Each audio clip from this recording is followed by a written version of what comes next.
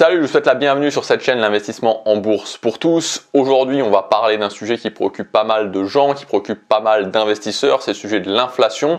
Et c'est tout à fait logique puisque l'inflation a aujourd'hui atteint des niveaux qu'elle n'avait plus atteints depuis les années 80, depuis les années 90. Au moment où je tourne cette vidéo, on est à 7,5% d'inflation aux États-Unis. Au niveau de la zone euro, on est environ à 5,8% sur un an. Voilà, ça c'est réparti différemment suivant les pays et on voit qu'en France c'est un petit peu plus contenu que dans les autres pays avec quand même 4,1% sur un an, même s'il y a une tendance à l'accélération. Alors un petit peu d'inflation, c'est pas mauvais en soi, ça a même des aspects positifs, d'ailleurs on va en parler dans cette vidéo. En revanche, une inflation trop importante et une inflation qui dure va avoir un impact considérable sur votre pouvoir d'achat. Prenons l'exemple d'un billet de 100 € que vous laisseriez dans votre portefeuille sans y toucher pendant un an, avec une inflation comme actuellement, c'est-à-dire une inflation à 4,1%, ce qui va se passer, c'est que à la fin de l'année, si vous ressortez votre billet, vous ne pourrez plus acheter pour 100 € de produits, mais vous pourrez acheter seulement pour 95,90 € de produits. Votre billet aura tout simplement perdu 4,10% de sa valeur. Et donc si je le dis à l'envers, cette fois-ci, c'est que si actuellement vous pouvez acheter un pantalon à 100 €, c'est-à-dire qu'un pantalon précisément coûte 100 €, ça veut dire qu'à la fin de l'année, le même pantalon ne coûtera plus 100 €, il coûtera 104,10 €. Donc évidemment, c'est schématique. Évidemment, dans les faits, vous ne le verrez pas. C'est-à-dire que le pantalon ne va probablement pas augmenter, il sera quand même toujours à 100 € à la fin de l'année. C'est pour vraiment comprendre le concept. Alors, est-ce qu'il faut s'inquiéter de l'inflation? Comment réagir à l'inflation quand on est un investisseur? Comment on gère ça, notamment avec son portefeuille? On va voir ça dans cette vidéo. Donc, je vous ai préparé une vidéo en 5 parties. La première partie, on va voir qu'est-ce que c'est l'inflation. Donc, ça sera un point assez rapide, mais vraiment pour bien comprendre ce que c'est l'inflation. Dans la deuxième partie, on verra à la fois les dangers de l'inflation et on verra aussi les bons côtés de l'inflation parce qu'il y a des bons côtés. Dans la troisième partie, on va voir les gagnants vs les perdants de l'inflation parce que comme d'habitude il y a toujours des gagnants, il y a toujours des perdants.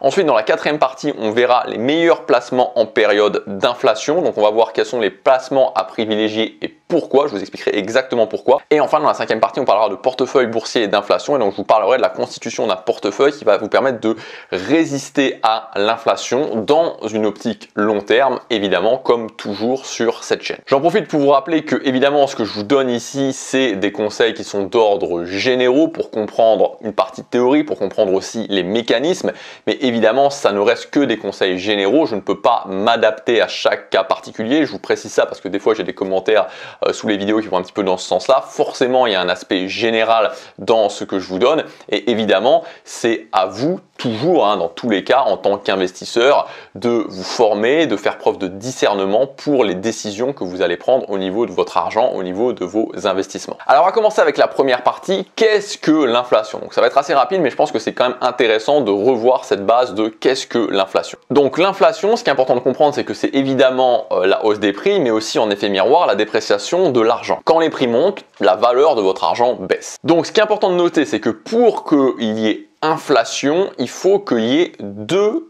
éléments. Premièrement, que l'augmentation des prix soit généralisée, c'est-à-dire qu'il ne faut pas que ce soit seulement le prix du pain qui augmente ou seulement le prix de l'essence qui augmente, voilà, ou autre chose. Non, il faut que ce soit une augmentation qui soit généralisée. Il faut que ça touche l'ensemble de l'économie. Et le deuxième élément, c'est qu'il faut que cette augmentation soit durable, que ce ne soit pas une augmentation ponctuelle. C'est-à-dire que quand on est en période d'inflation, les prix augmentent d'année en année. Alors, ce qui est important de noter aussi, c'est que l'inflation, c'est aussi quelque chose qui fait peur. C'est-à-dire que souvent, il y a des gens qui ne sont pas forcément vraiment au courant de qu'est-ce que c'est exactement l'inflation, mais quand on dit l'inflation augmente, directement ça fait peur. Et c'est vrai que l'inflation, ça rappelle aussi des événements historiques qui sont un petit peu ancrés dans la mémoire collective. On peut penser notamment aux crises, à la crise de 1929, à la crise de 1973 aussi. Cependant, dans ces deux cas précis, les cas que beaucoup de personnes ont en mémoire, on n'était pas du tout dans le même registre. C'est-à-dire que la crise de 1929, elle fait suite vraiment à une période d'hyperinflation des années 20, qui a été une hyperinflation après la Première Guerre mondiale. Et l'hyperinflation, c'est une inflation exceptionnellement rapide et importante et ça n'a vraiment rien à voir avec l'inflation classique. Donc pour vous donner un exemple, en 1923, les prix ont augmenté de 2500% en un mois. Donc là, on est vraiment, on est vraiment dans une inflation qui est totalement hors de contrôle. Donc rien à voir vraiment avec nos 4,1% actuels. Et la crise de 73, elle fait suite à une stagflation du début des années 70. Une stagflation, c'est-à-dire une stagnation économique parce que la croissance s'essouffle, et en même temps une augmentation rapide des prix. Ces deux crises ont traumatisé pas mal de monde et maintenant les dirigeants des pays occidentaux sont mis d'accord finalement pour essayer de maintenir une inflation autour de 2% par an. Alors pourquoi 2%? Tout simplement parce que la plupart des spécialistes considèrent qu'une inflation entre 2 à 3% par an est une inflation qui est saine pour l'économie. Ce qui nous amène naturellement au point numéro 2, les dangers de l'inflation et les bons côtés. Alors on va commencer par les problèmes que crée l'inflation. Le premier problème, évidemment, c'est une baisse de votre pouvoir d'achat. Donc ça, je vous ai donné des exemples dans l'introduction, avec notamment le pantalon. Donc voilà, je pense que tout le monde a compris, donc je ne vais pas y revenir. Premièrement, ça tape sur votre pouvoir d'achat. Deuxièmement, et ça c'est très ennuyeux aussi, c'est que ça va baisser évidemment votre niveau d'épargne. Alors en ce qui concerne les livrets, c'est pas très compliqué à comprendre non plus. Si vous avez par exemple un livret A où vous avez 1000 € dessus et qu'il est rémunéré à 1%, à la fin de l'année vous aurez 1010 € sur ce livret A, c'est-à-dire vos 1000 € plus les 1% d'intérêt. Mais en même temps, évidemment, il y a l'inflation qui est là et si l'inflation est à 4,1%, à la fin de l'année, en fait, vos 1000 € ils ne vaudront plus 1000 € comme on l'a vu. En fait, vos 1000 € ils vaudront 959 €. Donc de toute façon, période d'inflation forte ou pas période d'inflation forte en ce qui concerne les livrets, sachant que le niveau de rémunération est toujours inférieur au niveau de l'inflation, dans tous les cas vous êtes toujours perdant. En revanche, quand on passe aux actions ou quand on passe aux ETF qui sont des paniers d'actions, là ça devient un petit peu plus compliqué. Donc on va voir un petit peu, on va prendre un petit peu le temps de comprendre ça, puisque ça va vraiment dépendre, la performance de vos actions va vraiment dépendre du niveau de l'inflation. Un peu d'inflation, ça peut être bon pour les entreprises, on va voir ça en détail après, et donc ça peut être bon pour vos actions dont la performance nominale va augmenter sans trop rogner sur la performance réelle. En revanche, quand il y a trop d'inflation, ça nuit à la performance nominale des actions et en plus ça va diminuer fortement la performance réelle. Alors pour rappel, pour ceux qui ne savent pas, la performance nominale c'est la performance annoncée, c'est-à-dire par exemple la performance réalisée par l'indice. La performance réelle, c'est la performance nominale moins l'inflation. On va voir ça avec quelques exemples, je vais vous afficher quelques schémas parce que c'est vraiment un point important, donc on va essayer de voir ça un petit peu en détail et on va prendre, comme souvent pour les exemples, le fameux indice S&P 500, tout simplement parce qu'il y a beaucoup d'historique sur cet indice. Donc selon SNBC, la performance nominale annualisée du S&P 500 au cours des 90 dernières années est de 9,8%. Donc on va commencer par analyser la période de 2000 à 2022, puisque c'était une période d'inflation assez faible aux États-Unis, 2,3% en moyenne. Alors, pendant cette période de 2000 à 2022, le S&P 500 a une performance nominale annualisée de 9,1%. Donc là, je vous ai affiché l'historique de rendement total annuel. Voilà, donc la performance nominale annualisée, c'est de 9,1%. Vous pouvez me faire confiance, j'ai fait le calcul. Donc on voit que c'est très proche de 9,8%. Cependant, en performance réelle annualisée sur la période de 2000 à 2022, on a 6,8%, c'est-à-dire 9,1% moins 2,3%. C'est moins, mais c'est déjà pas mal parce que ça inclut les crises de 2000 et de 2008. Maintenant, ce qui est aussi intéressant de voir justement pour cet exemple, alors c'est voilà, encore une fois c'est pour l'exemple mais c'est pour vous montrer, c'est si on s'intéresse aux 17 années où l'inflation, je vous mettrai un schéma encore une fois, où l'inflation a été la plus forte aux États-Unis. Donc là, vous avez un schéma où vous voyez les 17 années avec la plus forte inflation depuis 1940. Alors si on fait le calcul, encore une fois je l'ai fait pour vous, on peut constater que la performance nominale moyenne a été de 9,41%. Ça colle toujours, plus ou moins, aux 9,8% des 90 dernières années, malgré des taux d'inflation allant de 5,7 à 14,4%, comme vous pouvez le constater sur le schéma. Maintenant, si on considère la performance moyenne réelle, elle va tomber à 0,66%. Et cela en raison d'une inflation moyenne de 8,75%. Donc 0,66 égale 9,41 moins 8,75. Et ce qu'il faut comprendre, et c'est pour ça que j'ai voulu vous montrer ces exemples-là, c'est que c'est pas parce qu'il y a de l'inflation que vos actions ne vont pas performer, mais si l'inflation est trop forte, elle va complètement rogner vos gains. En revanche, une inflation faible, c'est-à-dire inférieure ou égale à 3%, c'est bon pour commencer pour les entreprises parce que premièrement, elles peuvent anticiper la hausse des coûts et les répercuter sur leurs prix. Deuxièmement, si ces entreprises ont des crédits, ça va leur permettre d'alléger leur endettement et donc de faire plus de bénéfices et donc c'est bon pour les actions et donc pour les investisseurs. Pour vous, comme on l'a vu, quand l'inflation est contenue, ça n'impacte pas tellement votre performance réelle et vos actions prennent de la valeur. Et c'est aussi bon pour l'État, tout simplement parce qu'il va diminuer son endettement. Parce que ce qu'il faut bien comprendre, c'est que quand les prix augmentent, la TVA augmente aussi. Donc les revenus de l'État augmentent, mais pas la dette qui, elle, reste fixe. Alors maintenant, on va voir à qui profite l'inflation, les gagnants versus les perdants. Donc commençons par les gagnants. Bon, les gagnants, c'est assez simple, hein, c'est ceux dont les revenus augmentent plus que les dépenses. Les entreprises et les commerçants, s'ils peuvent augmenter leurs prix. Les salariés, pour ceux dont le salaire augmente plus que les prix. Les emprunteurs, si leurs revenus augmentent, car la dette reste fixe. Maintenant, du côté des perdants, on va retrouver les entreprises qui ne peuvent pas augmenter leurs prix parce que sinon leurs ventes baissent. On va retrouver les salariés dont le salaire n'augmente pas, ou en tout cas pas assez par rapport à l'inflation. Et donc souvent dans cette catégorie, il y a les fonctionnaires, il y a les retraités. Et les prêteurs, tout simplement parce qu'ils vont récupérer moins que ce qu'ils ont prêté, dans la mesure où, encore une fois, la dette est fixe et que la valeur de l'argent baisse. Et en ce qui concerne les investisseurs, est-ce qu'ils sont gagnants, est-ce qu'ils sont perdants? Tout va dépendre du type d'investissement, ce qui nous amène au point numéro 4, les meilleurs placements en période d'inflation. Alors quels sont les meilleurs placements en période d'inflation? Bon, déjà, on va être très clair. Le pire des placements en période d'inflation, c'est de ne pas investir et de laisser votre argent sur votre compte courant, parce que là, quand par exemple vous avez 4,1% d'inflation, vous prenez dans la tête directement 4,1% cash. Donc vous perdez 4,1% de ce que vous n'avez pas investi. Ensuite, évidemment, tout ce qui concerne le fait d'investir dans des actifs tangibles, dans des actifs réels, permet de se prémunir contre l'inflation, parce qu'ils ne se déprécient pas quand les prix augmentent, ils gardent leur valeur d'usage. Alors historiquement, évidemment, je pense que je vous apprends rien en vous disant ça, le plus populaire de ces actifs, c'est l'or. Dans tout temps, en cas de crise, l'or, ça a constitué une valeur refuge, et à noter que les Français sont champions de l'investissement en or, puisque 25% des Français possèdent de l'or. Comme actif tangible, il y a évidemment aussi l'immobilier. En période d'inflation, la pierre a plutôt tendance à s'apprécier et prendre de la valeur. Les matières premières, c'est aussi un bon investissement en période d'inflation, d'autant plus qu'en général, une bonne partie de l'inflation vient de ces matières premières. Donc on cumule deux avantages, le fait que le prix augmente qui annule l'effet de l'inflation, et en plus le fait que ce soit des actifs tangibles. Ensuite, investir dans des obligations est une bonne idée, à condition qu'elles soient indexées sur l'inflation. Sinon, si le taux de rémunération est inférieur à l'inflation, ou si l'inflation augmente plus que le taux, vous serez perdant. En ce qui concerne les crypto-monnaies, c'est vraiment intéressant quand il y a une très forte inflation,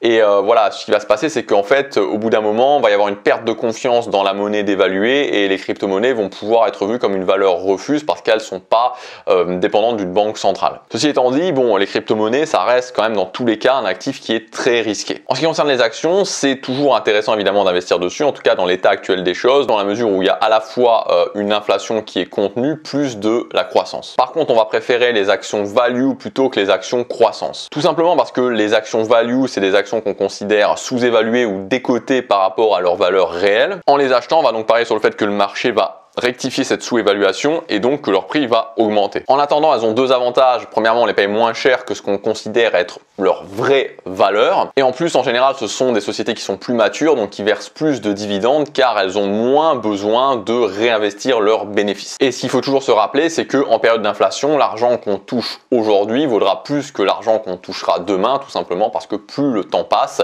et avec l'inflation, plus le temps passe en période d'inflation et plus votre argent perd de la valeur. En revanche, quand vous achetez des actions croissance, vous pariez pas sur la valeur de l'entreprise, mais vous pariez sur la croissance des bénéfices qu'elle peut faire. Donc, c'est des actions qui sont plus chères que leur vraie valeur, tout simplement parce qu'on parie sur une croissance continue et rapide de ces actions. Elles vaudront très vite plus que ce qu'on les a achetées. Et ce sont des actions de sociétés qui sont plus jeunes, qui versent peu ou pas de dividendes parce qu'elles ont besoin de leurs bénéfices pour réinvestir. Et comme on vient de le voir, en période d'inflation, plus le gain est loin dans le temps, plus le gain perd de la valeur. D'autant plus qu'avec une inflation forte, la croissance de ces sociétés risque de ne pas être autant qu'escompté. Donc voilà, ici je viens de vous donner une petite liste des placements qui résistaient le mieux à l'inflation. Cependant, attention, je précise, c'est pas pour autant qu'il faut complètement modifier sa stratégie et qu'il faut commencer à se précipiter pour investir dans ses actifs. On n'oublie jamais que quand on définit une stratégie long terme, c'est-à-dire une stratégie qui justement prend en compte ces périodes, prend en compte les différentes périodes. Donc surtout, on ne va pas commencer à tout changer à partir du moment où par exemple il y a de l'inflation, on ne va pas commencer à réagir par rapport à nos émotions. Et ce qu'il faut aussi surtout ne pas oublier, c'est que ces actifs-là que je viens de vous donner, hors inflation ou à très faible inflation, c'est ceux qui performent le moins. Ce qui nous amène à la cinquième partie sur les portefeuilles boursiers et l'inflation. Donc finalement, qu'est-ce qu'on fait? Comment on réagit quand l'inflation augmente? Donc le principe justement, encore une fois, et comme d'habitude dans l'investissement, c'est de ne surtout pas réagir à l'émotion, c'est de ne surtout pas réagir à ce qu'on entend à droite et à gauche, de ne pas commencer à paniquer et surtout garder en tête un principe qui peut sembler de bon sens mais qu'on oublie trop souvent, c'est que personne ne peut prévoir l'avenir. Et donc une très mauvaise idée, ça serait de modifier sa stratégie d'investissement. Tout au plus, vous pouvez profiter de la baisse de certains actifs pour investir dessus, à condition que ces actifs aient subi une baisse parce qu'ils étaient préalablement surévalués. C'est donc une rectification qui est normale. Que ce soit pour vous une bonne opportunité qui corresponde à votre stratégie et qui permette de booster votre performance future. Donc en clair, n'investissez pas dans n'importe quel actif sous prétexte qu'il baisse. Et donc en fait, le meilleur moyen d'investir en bourse en minimisant les risques, que ce soit pour les périodes de crise, pour les périodes d'inflation, pour n'importe quoi d'autre, c'est de se constituer un portefeuille qui va inclure tout ça, un portefeuille qui va résister à ces aléas, un portefeuille diversifié. Donc il y a plusieurs types de portefeuilles qui existent, il y a notamment des portefeuilles très connus qui vont vous permettre à la fois de sécuriser le plus possible vos investissements et de protéger votre capital.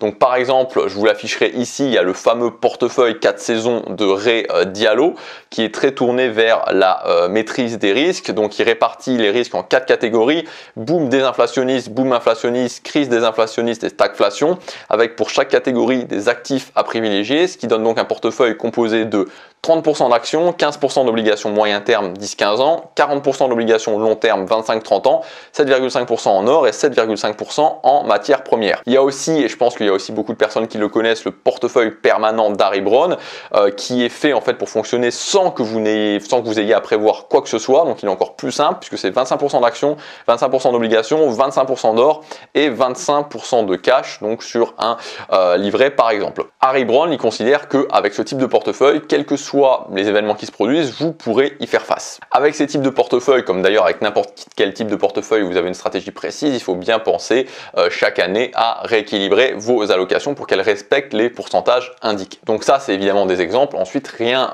ne vous empêche évidemment de vous inspirer de ces portefeuilles pour vous créer vos propres portefeuilles avec quelques variantes qui vous correspondent à vous, qui correspondent à votre, à votre stratégie d'investissement, qui correspondent aussi à votre tolérance au risque. Encore une fois, ce qui est toujours le plus important à retenir, et je reviens dessus parce que c'est vraiment capital, ce qui compte c'est de bien se former à la base, ce qui compte c'est de bien définir une stratégie à la base, de bien comprendre comment fonctionnent les investissements à la base pour ensuite utiliser une stratégie long terme, une stratégie d'investissement long terme qui va prendre en compte ces périodes, puisque de toute façon les crises, l'inflation, etc.